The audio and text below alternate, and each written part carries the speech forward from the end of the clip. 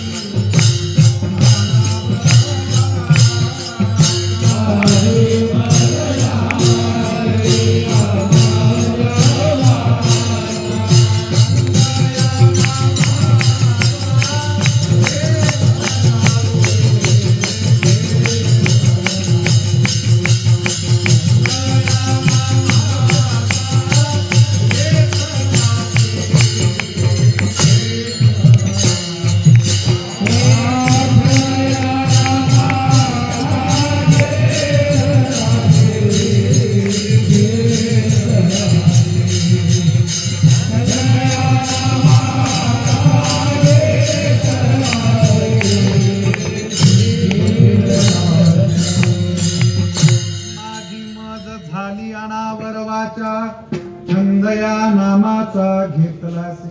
ही माझी असणारी वाचा, माझी वाणी माझ्या ताब्यात राहिलेली नाही. काय करू मी, मला काय कळत नाही. उठला एक जण शहाणा आणि महाराजांची जीवच जाऊन पकडली. बघू म्हणले तुमच्या ताब्यात मी धरतो. बघू आता कसं स्मरण करताय. आणि तरीही आवाज लागला यायला, विठ्ठल विठ्ठल विठ्ठल विठ्ठल. लागली सगळी इकडे तिकडे बघायला. दुसरं पण लागले का म्हणायला म्हणून?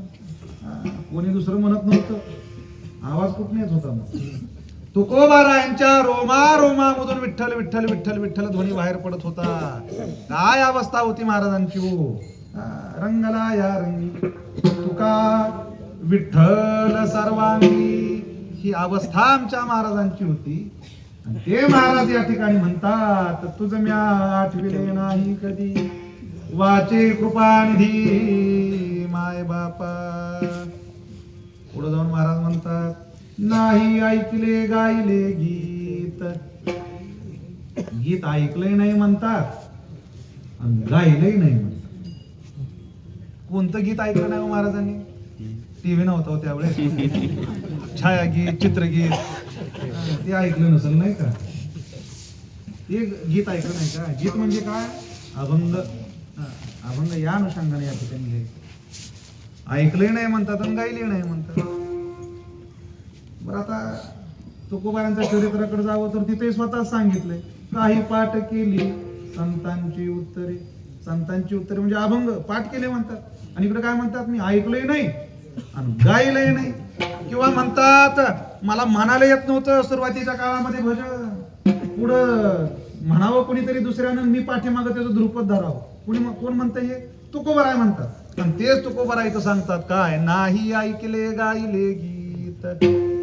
आता गंमत अशी आहे, स्वतःच केंद्रस्थानी मानून या अभंगात रचना केली आहे. म्हणजे तुकोबाराय त्यांच्या आयुष्यात तसेच होते असा समन्वय लावून या ठिकाणी चालत नाही. प्रत्यक्ष तुकोबारायांचं चरित्र आणि प्रस्तुत अभंगातलं वर्णन कुठेही जुळताना दिसत नाही. म्हणून म्हटलंय महाराजांनी अभंगामध्ये, म्हणून महाराज ती क्रिया करतच होते, महाराज तसेच होते असं मानून चालत नाही. परिस्थिती अनुरूप, काला अनुरूप, स्थिती अनुरूप जे काही काव्य महाराजांना स्फुरलं ते महाराजांनी शब्द रूपामध्ये त्या ठिकाणी उतरवलेलं आहे. मग कधी स्वतःला केंद्रस्थानी मानून तर कधी इतरांना केंद्रस्थानी मानून त्या अभंगांची रचना केली. मग याचा अर्थ असा नव्हे की स्वतःला केंद्रस्थानी मानलं महाराज त्यांच्या आयुष्यात तसेच होते, हे जसं आपण मानू शकत नाही. याच न्यायानं जो अभंग आपण कीर्तनाला या ठिकाणी घेतला, तर आता त्या अभंगातनं आम्हाला दिसत असलं, वाटत असलं की तुकोबाराय दान मागताय, म्हणताय हेच दान दे गा देवा, हेच दान पाहिजे ठणकावून म्हणणारे तुकोबाराय आम्हाला दिसतात नाही का? पण ते दान ठरत नाही का? कारण मागितलं ते का स्वतः करता मागितलं का? स्वतः करता का इनाम मागितलं, जडजवाहीर मागितलं, दागदागिने मागितले, शेतीवाडी मागितली, पैसा अडका मागितला, कपडा लत्ता मागितला, हे मागितलं का? स्वतः करता मागितलं का? नाही. मागितलं कोणा करता? तुमच्या आमच्या करिता मागितलं. का बरं तुमच्या आमच्या करता मागण्याची गरज का पडली? आम्ही समर्थ आहे आमचं आम्हाला मागायला. तुकोबाराने आमच्या करता का मागितलं? तर ध्यानात घ्या, का मागतात तुकोबाराय? भगवंताला काय मागायचं हे तुम्हाला आम्हाला कळत नाही. तुम्हाला आम्हाला भगवंताला शरण जाण्याची जी काही रीत आहे त्याची माहिती नाही. त्याच्या पुढे आपण काय प्रार्थना करावी याची कल्पना तुम्हाला आम्हाला नाही.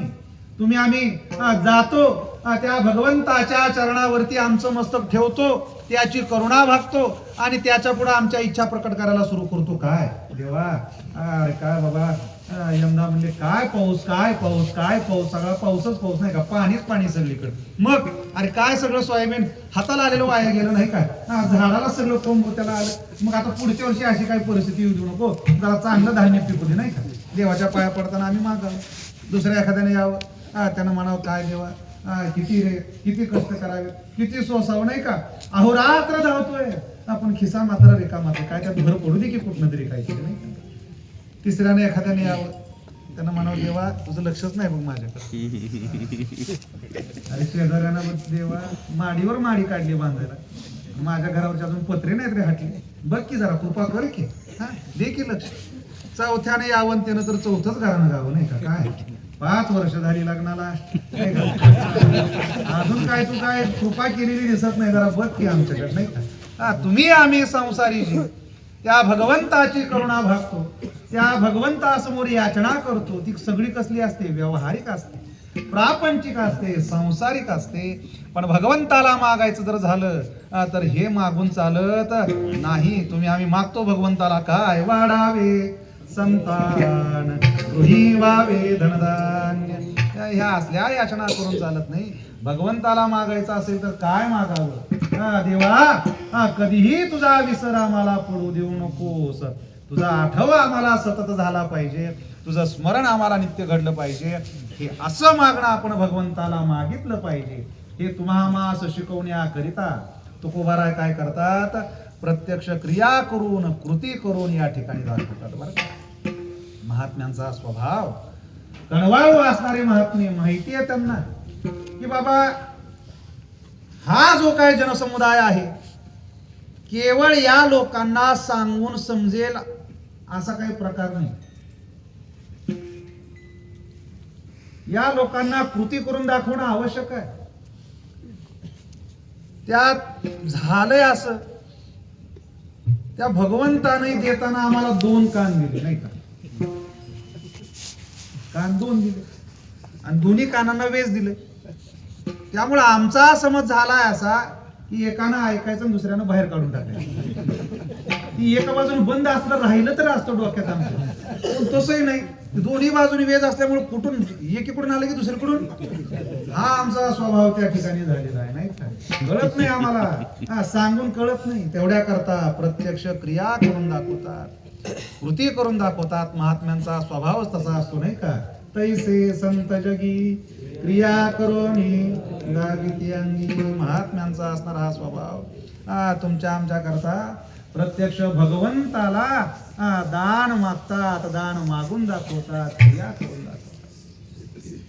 उद्देश काय मग याच्या पाठीमाग? तुझा विसर न व्हावा, हे आमच्या मनी बिंबावं. म्हणजे काय? तुमच्या आमच्या मुखाला भगवंताचं नाव यावं याच्या करता महात्मे प्रत्यक्ष क्रिया करून दाखवतात नाही का. बरं, महात्म्यांचं समाधान एवढ्यावरतीच झाले असं नाही. तुमच्या आमच्या मुखाला त्या भगवंताचं नाव यावं याच्या करता महात्मे काय करतात?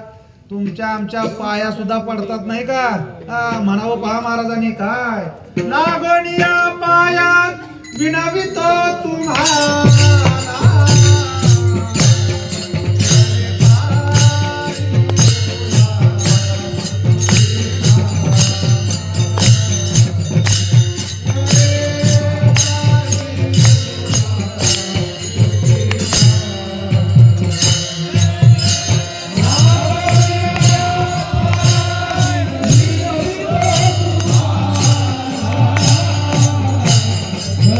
रे